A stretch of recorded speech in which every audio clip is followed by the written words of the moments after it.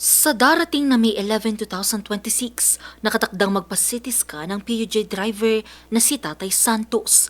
Ito'y para masuri kung mayroon siyang prostate cancer. Pero maliban dyan, marami na rin siyang iniinda. Bukod sa high blood, naggagamot pa siya para sa kanyang diabetes. Kaya naman, ang 500 niyang kita sa pamamasada, kulang na kulang pa rin para sa kanilang pang-araw-araw. May kasabihan nga, habang maigsi ang kumot, ay matuto kang mamaluktot. Kaya kung siya lang ang tatanungin, hindi pa rin sapat ang rollback sa presyo ng krudo. Ay kulang pa yan para sa pamasahing regular. Kung para sa akin, kulang pa yun eh.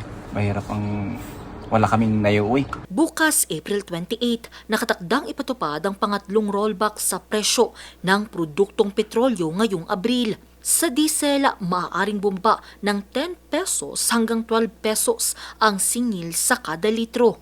Bababa rin sa 15 pesos ang kada litro ng kerosene habang walang paggalaw ang presyo ng gasolina. Ayon sa Department of Energy, maaari pang magtagal ng 53 araw ang supply ng gasolina sa bansa.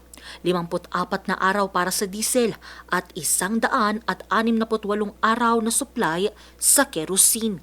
Meron pang tayong in-order coming May. And then our oil companies are also ordering. So, ang total ng country na average is 54 days.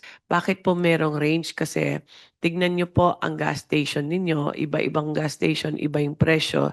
Dahil depende yan kung malayo siya sa depot or inland siya. Ito na ang ikatlong linggo ng big-time rollback sa presyo ng produktong petrolyo.